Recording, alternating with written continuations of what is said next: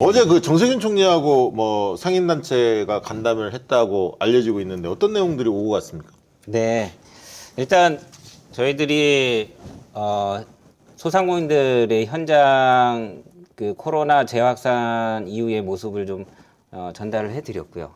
그다음에 이제 정부가 이제 발표했던 4차 추경안에 대한 이 현장 의견들을 좀 전달을 했습니다. 지금 얘기했던 부분들 중에서 매출 4억의 허들 이것도 의견을 좀 드렸고, 네네. 그 다음에 이제 또 하나 저희가 이제 1차 긴급 재난지원금 때 뭐 그전에도 이미 정책화돼 갖고 지역사에서는 돌고 있었는데요. 지역사랑 상품권이라고요. 네네.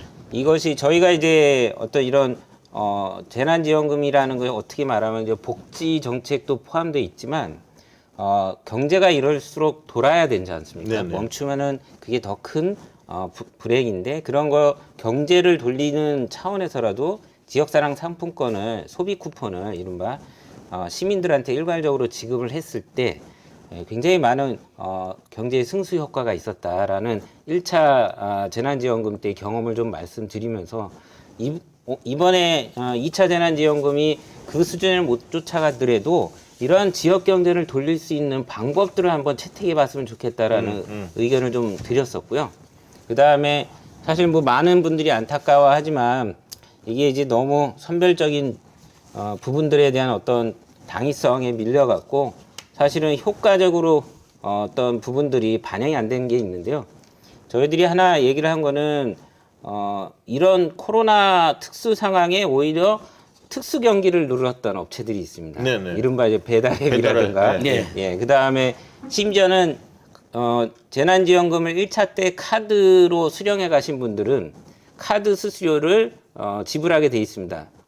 그럴 때 카드사들이 또 그 수수료 수익을 한 800억에서 뭐 이렇게 수백억을 얻어갔다는 이런 얘기도 있고요. 맞습니다. 네. 수수료가 나왔습니다. 예, 그래서 오히려 이런 코로나 특수 상황에 민생 경제가 어려운데 일부 업종의 대기업들은 또 호황을 누리고 있기 때문에 이런 대기업에서 사회적 어떤 상생 정신을 발휘해서 사회에다 어떤 이런 상생 기금도 좀 내면서 어려움에 빠져 있는 소상공인들이나 우리 취약계층들을 위한 어떤 이런 상생 정신을 발휘해주면 좋겠다. 그걸 정부가 좀 자리를 만들면 좋겠다라는 이런 의견들 좀 드렸습니다. 어제 그 많은 얘기가 나왔네요. 네, 그럼 좀 그게- 하나씩 좀 구체화 좀 시켜볼게요. 아까 이제 사회적 기금 얘기가 나왔는데 제가 봐도 지금 이게 정부의 재정만으로 지금 이 황폐화되고 있고 굉장히 이제 어떻게 보면 불황이 장기화되면서 극단적인 선택까지 나오고 있는 이런 상황에서 과연 정부 재정만 가지고 이게 감당이 되겠느냐 이런 제기들이 많이 있습니다. 그래서 아까 있던 대기업들이나 혜택을 최근에 받던 이런 기업들이 좀 솔선수범해서 뭔가 사회적 기금 같은 걸 만들었으면 좋겠다 이런 아이디어들이 많이 나오고 있는데 실제 이제 그런 흐름이 좀 있나요? 뭐 기업들도 좀 움직임이 있다든가 아니면 시민사회가 그런 걸 좀 주도한다든가 뭐가 있습니까? 그 코로나19 대책을 위한 시민사회 대책위원회라는 데가 있습니다. 종교, 시민, 뭐 노동복지단 다 모였는데 거기서는 계속 그 제안을 하고 있죠. 거기 기업은 빠져 있죠. 예, 기업들이 빠져 있는데 거기서 되게 건강한 제안을 많이 하고 있습니다. 그러니까 방금 이동주 의원님이랑 또 오늘 오신 한국 중소상인 자영업자 총연합회 그다음에 저희가 이틀 전에 참여연대에서 기자회견도 했거든요. 5대 요구안도 발표했는데 그 문제식들이 다 이런 겁니다. 정부의 재정만으로는 한계가 있기 때문에 정말 다 같이 고통분담하자는 겁니다. 이미 중소상공인, 자영업자, 서민들은 고통분담을 엄청 하고 있잖아요. 아예 문을 12개 업종 아예 문을 닫았고요. 그 다음에 상당히 많은 업종들 9시에 문을 닫았고요. 그에 따라서 서민들 소주 한잔 먹다가 8시 55분에 일어나서 집에 가는 고통도 겪고 있고 편의점에 가서 먹으려고 했더니 못 먹게 해가지고 공원에 숨어서 먹는다는 거 아니에요, 요즘에 사람들이. 근데 그것도 단속한다 그러고 막 이런 식으로 그러면 집에 그럼 가면 그래도 심심하니까 직후하니까 통신, 온라인 컨텐츠, 배달, 택배 이런 걸 엄청 늘어났다는 거 아니에요. 그러니까 그러면 이 국면에도 돈을 엄청 번 업종들이 있고 대기업이 있다면 배달민족 이런 데 많이 예. 아니 벌었겠어요. 통신 3사도 마찬가지입니다. 상반기에 영업이익 매출이 더 늘어났습니다. 특히 온라인 콘텐츠 있잖아요. IPTV로 영화 보고 뭐 우리 막 보잖아요. 그게 엄청 늘어난 거예요. 그게 다 재벌 대기업들이 하고 있거든요. 그래서 방금 이동주 의원님 말씀하신 것처럼 신용카드사들도 느닷없이 수수료 수익이 늘었거든요. 그 우리 재난지원금 다 신용카드 포인트로 받았기 때문에 그 신용카드사들 배달, 그 다음에 택배, 그 다음에 통신 재벌 3사, 그 다음에 온라인 각종 온라인 콘텐츠 회사들, 온라인 쇼핑몰들 이런 데들이 사실 지금 통신비 2만 원 논란이 그 2만 원이 너무 작아서 논란이 생긴 것만은 아닙니다. 통신 재벌 3사가 반은 냈으면 좋았을 텐데 왜 정부가 9,200억을 다 정부가 다 내냐 이런 논란이 또 생기는 측면도 있거든요. 네. 근데 그럼에도 불구하고 저는 국민의힘하고 정의당이 아예 그걸 반대하던데 그건 매우 잘못된 이야기라고 생각합니다. 한 달에 2만 원을 도와주는 거 그다음에 4인 가구면 8만 원이거든요. 작지 않습니다. 그래도 도와줘야죠 정부가. 왜냐하면 선별 지원 때문에 아예 한 푼도 못 받는 분들이 있기 때문에. 아니 저도 안 주는 것보다는 예, 당연히 주는 게 훨씬 낫습니다. 낫죠. 다만 조금 방금 이동준 말씀처럼 그 대기업들도 동참해서 절반 정도를 많이 내줬으면 그 4,200억을 4,600억이 남잖아요 절반이. 그러면 우리 소상공인 조금 더 지원해 줄 수 아니 있게 그렇게 해도 되는 되고 정부가 2만 원 됐으니까 통신사가 2만 원 줘서 4만 원씩 해주면 그렇습니다. 되죠. 그러면 네. 4인 가구로 16만 원이 줄어듭니다. 그렇습니다. 왜 이게 왜 이걸 큰 줄이려고 도움이 그래? 됩니다. 그러니까 지금 재벌 대기업 그다음에 건물주들 지금 뭐 하고 있는 겁니까? 이 사상 최대 근데 위기에서 제가 이제 궁금한 건 당위성은 알겠고 이런 어떤 흐름이 있냐는 거예요. 아직은 없는 거죠 지금. 그런 제안을 계속 하는데 저도 통신 3사가 절반 정도 부담하는 게 좋겠다라고 여기저기 방송 엄청 하는데 콧방귀도 안 끼고 있습니다. 돈은 돈대로 벌면서 너무한다는 생각이 들더라고요. 아니 그래서 이게 지금 흐름을 좀 바꿔야 할 것 같아요. 그러니까 보수 진영이나 진보 진영 다 국회에서 그걸 만들어 주셔야 하는데 네. 어느 정권이 잡든 지금 같은 상황에서는 정부 재정만 가지고는 택도 없다. 그건 뭐냐? 이 부분에 대한 뭔가 여야가 머리를 맞대고 흐름을 좀 만들어줬으면 좋겠다는 당부를 좀 드리고 싶고요. 네, 이제까지 뭐 저희가 이런 미중의 코로나 팬데믹 때문에 어쩔 수 없었던 부분이 있고 사후 약방문적으로 처리를 했던 부분이 있지만 제가 그래서 국회에서도 이미 많은 법들이 좀 나와 있지만 감염병 예방 및 관리에 관한 법률 개정안을 제가 얼마 전에 냈습니다. 현재 법에 의하면 방역 조치나 이런 거에 의해서 의료기관이나 사업장들에 대한 손실은 보장이 되는데 이른바 이제 집합금지 명령으로 행정명령에 의해서 피해를 보고 있는 업종에 대해서는 손실보상 대상이 안 돼 있습니다. 그래서 예. 이런 부분들을 제도적으로 법안에 담아갖고 이거를 통과시키면 이런 것들이 다시 재반복되고 또 재확산될 때 법에 근거해 갖고 손실을 임차 상인들한테는 임대료를 지원해주고 거기에 사업장에 종사하고 있는 노동자들한테는 인건비로 지원해주는 이런 내용들을 좀 담아갖고 지금 개정안을 좀 냈거든요. 아유 그래서 좋네요. 네. 네, 이런 법들이 좀 긴급한 상황이니까 국회에서도 그럼 이게 지금 통과될 수 있습니까 이번 국회? 이번 국회 반드시 통과돼야 할 것 같은데. 네, 이번 국회에 제 안을 포함해 갖고 몇 가지가 이제 논의가 될 예정입니다. 근데 분위기는 봐서는 야당 의원들도 크게 이거에 대해서 필요성도 인식을 하고 있기 때문에 잘 논의를 해볼 생각입니다. 배달앱 관련해서 뭐 여러 문제들이 계속 뭐 언론에 등장을 하더라고요. 어떤 문제가 있습니까 배달앱? 이 배달앱이라는 이 플랫폼 사업 자체가 사실은 생산자와 수요자를 온라인상으로 연결해주는 그러니까 망을 갖고 있는 사업이라고 볼 수 있지 않습니까? 근데 생산자 그러니까 이른바 그 배달 플랫폼을 이용해서 물건을 이제 파는 생산자들한테도 수수료를 걷어가고 그 망을 통해서 주문을 해갖고 이제 소비하는 소비자들한테는 또 배달비도 받아가고 그러니까 양쪽에서 다 수익을 취하는 구조인데 일방적으로 이제까지 보면 수수료 계약을 맺어왔고 그래서 저희들이 뭐 여기서 다 뭐 업체를 얘기해도 되는지 모르겠는데 배달의 민족 같은 경우는 한 6.8%의 수수료를 소상공인들이 지불을 했습니다. 근데 거기에 뭐 영업 활동을 위해서 이른바 울트라 콜이라는 걸 받기 위해서는 8,000원씩의 이런 월 정액료를 또 내는데 소위 얘기해서 이런 계약서 자체가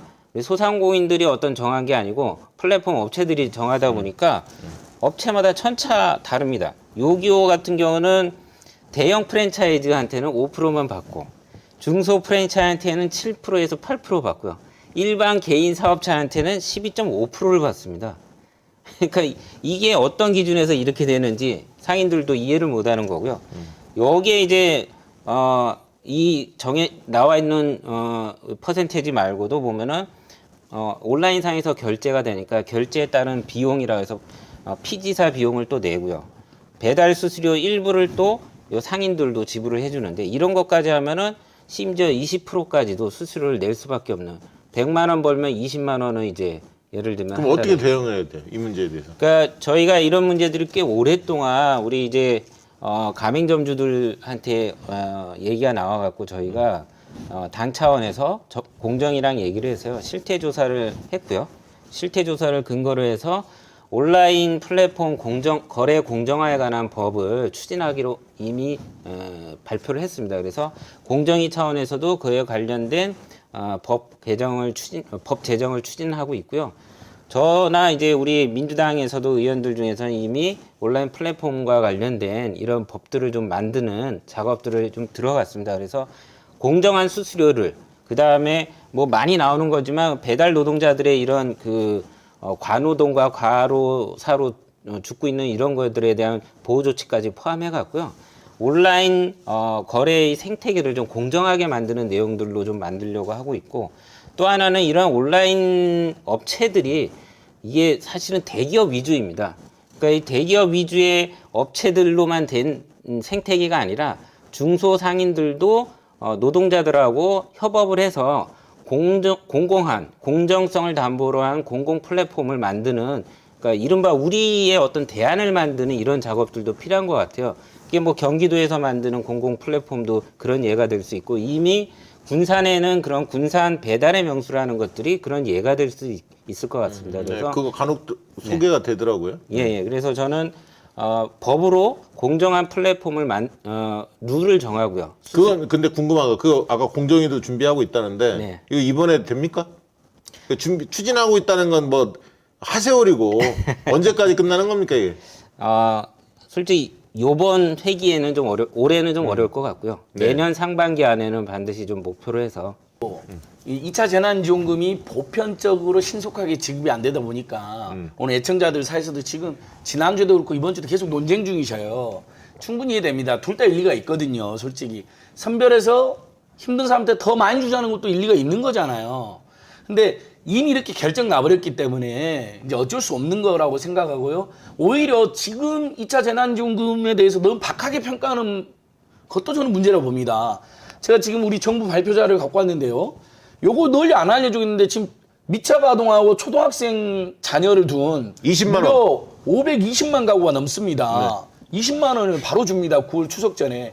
어쨌든 아이들이 있는 집이 돈이 많이 들어가고 막 그것 때문에 그 비대면 수업 때문에 막 노트북을 산 집도 있고 별별 경우가 많거든요.